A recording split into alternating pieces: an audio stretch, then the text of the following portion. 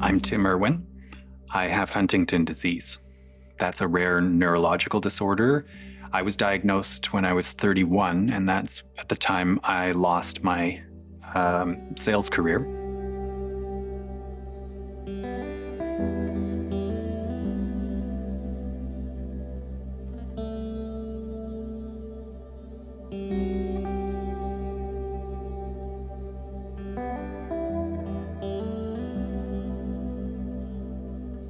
I've been living with Huntington disease all my life. We didn't know, my family, we didn't know to begin with what it was, but my mom was different from all the other moms. She was always depressed, angry, upset at my brother and I mainly, but at the world in general. My mother showed up one day and she was wearing two different shoes and she couldn't tell. So that was kind of the moment the rest of us kind of knew, okay, she doesn't understand what's happening to herself anymore. That was surreal.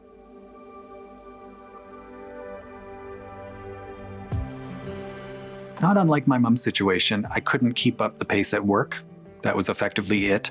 I was working in sales. I kind of had to put all the sorts of information into a sales system so that every little movement or activity or whatever had to be logged. And so the employer had very comprehensive records of my work. I was not initiating like before. Multi-step processes started getting harder. I started forgetting people's names. Sometimes that was quite embarrassing. So it was just a whole bunch of things that sort of all kind of lined up at once, and it just fell off a cliff. Just my work capacity dropped more than 40% in a year.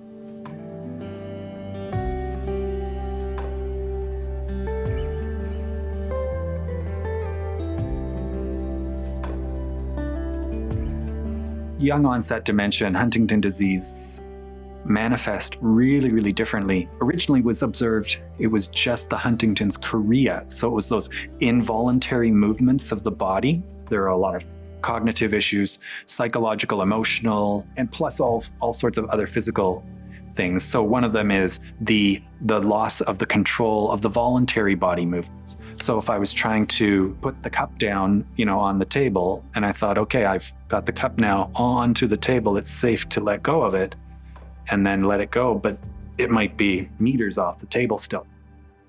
So just the person can't process that their hand hasn't gotten the cup down to exactly right to the table. I've met an electrician, for example, who had only a few physical issues. His fingers were really, really tightly clenched, and he had this terrible problem opening his fingers up to use his tools. This gentleman had no cognition issues, no problems with the psychological, emotional. He was fine that way, and he had photographic memory.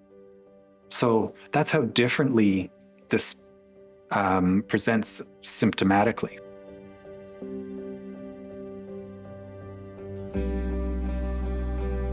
I try to live a simple life and just try and not have anything planned effectively, or very little, and just try to have a good daily schedule, daily routine that allows me to take care of the things I need to take care of at home. One of the little things that I try to do to build the brain neural networks, nobody knows this, but I try and do stuff with my left hand, so my non-dominant hand. It's very helpful because it's making the brain do stuff that it's not really been accustomed to doing. I'm very thankful for my regular neurologist visits. That's pretty key for me. I'm trying to be, active enough, right, every day, kind of, a little bit of activity, just enough.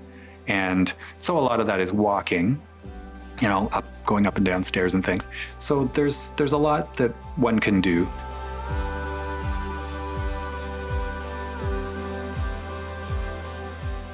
We need to speak up while we all can, because everybody deserves a voice, right? So if we each kind of try and listen to some of the people, that our loved ones who are affected, and really listen to them, then we can convey their thoughts, we can engage, and we can make things happen. Sometimes it just takes a little extra waiting. For those of you impacted by young onset dementia, Huntington disease, and caregivers, I wish you the best of health.